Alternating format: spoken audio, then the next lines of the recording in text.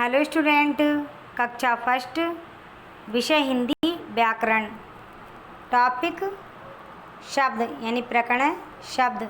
चलाओ पढ़ते हैं शब्द।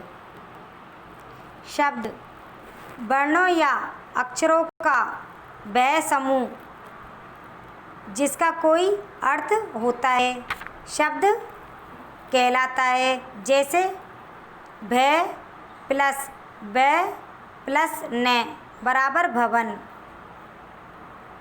तो चलाओ हम शब्द की परिभाषाएं पढ़ते हैं और समझते हैं। समझिए, फूलों को गूंथकर जैसे माला बनाई जाती है वैसे ही वर्णों को जोड़कर शब्द बनाए जाते हैं। ध्वनियों के ऐसे मेल को शब्द कहते हैं जिसका कोई अर्थ हो। यानी फूलों को गूंथकर जैसे माला बनाई जाती है वैसे ही वर्णों को जोड़कर शब्द बनाए जाते हैं। ध्वनियों के ऐसे मेल को शब्द कहते हैं जिसका कोई अर्थ हो। शब्द दो प्रकार के होते हैं, यानी शब्द दो प्रकार के होते हैं, बिना मात्रा वाले, मात्रा वाले। बिना मात्रा वाले के प्लस ले बराबर कल, कल। च प्लस रे र, च प्लस रे बराबर चर। के प्लस में प्लस ले बराबर कैमल, कमल। ये बिना मात्रा वाले शब्द हैं। मात्रा वाले छोटी ई की मात्रा प्लस दे प्लस न बराबर दी न, दिन। के प्लस ले प्लस बड़ी ई की मात्रा बराबर के ली, कली। के प्लस टे प्लस आ की मात्रा बराबर के टा, टा। ये मात्रा वाले शब्द हैं। आप इन सबको पहचानते हैं और इनके नाम भी बता सकते हैं। आपने कहा शेर, आपने कहा शेर। बताइए, यदि शेर को नगम या रवद या ऐसे ही किसी नाम से पुकारा जाए तो क्या आप इसे शेर समझेंगे? नहीं, क्योंकि रगम या रवद सारवन ध्वनि समूह नहीं है।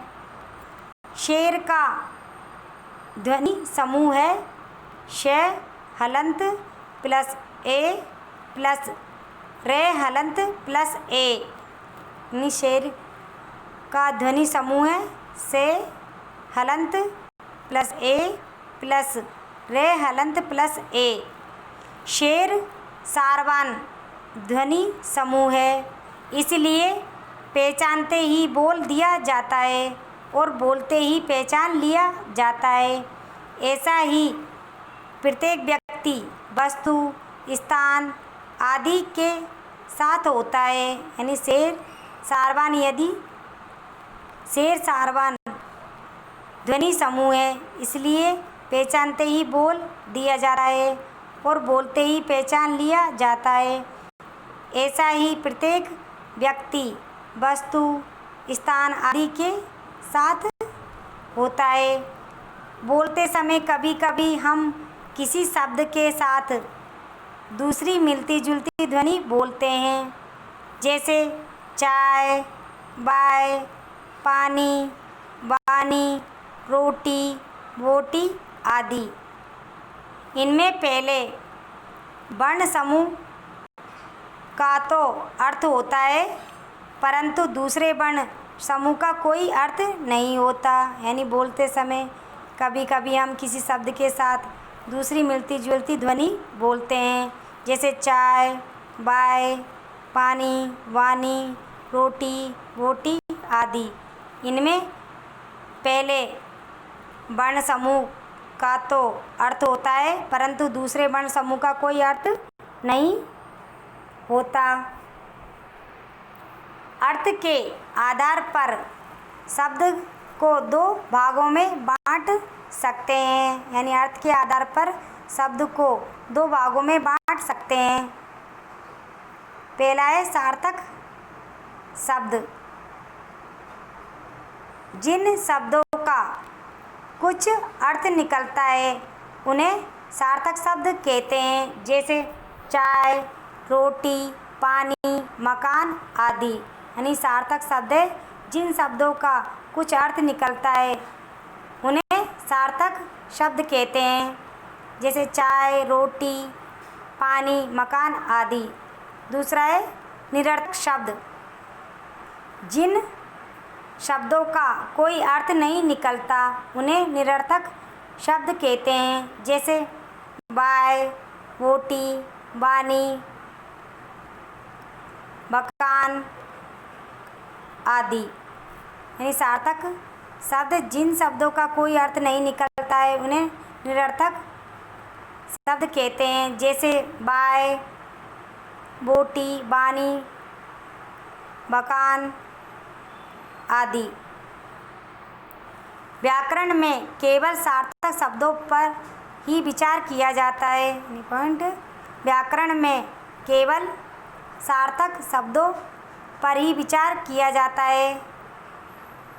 दूसरा है अनेक निरर्थक शब्द सार्थक शब्द के साथ प्रयुक्त होने पर सारवान को जाया करते हैं तथा उनका अर्थ आदि और कुछ से लगाया जाता है, परंतु वे स्वतंत्र रूप से अपना कोई अर्थ नहीं रखते, जैसे पानी, वानी।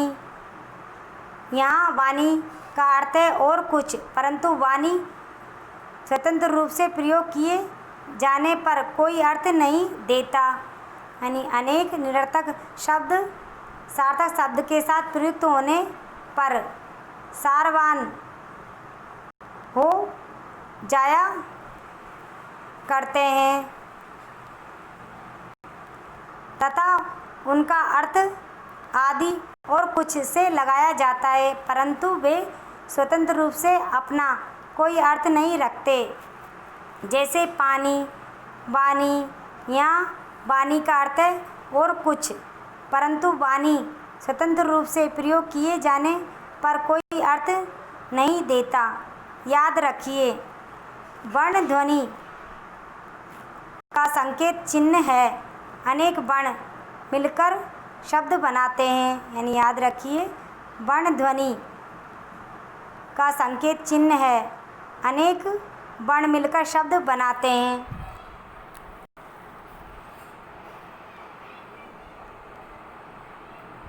शब्द प्रकरण आपका कंप्लीट हुआ।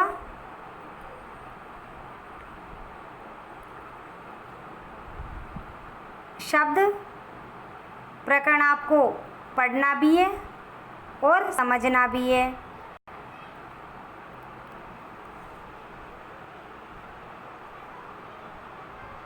नेक्स्ट वीडियो में हम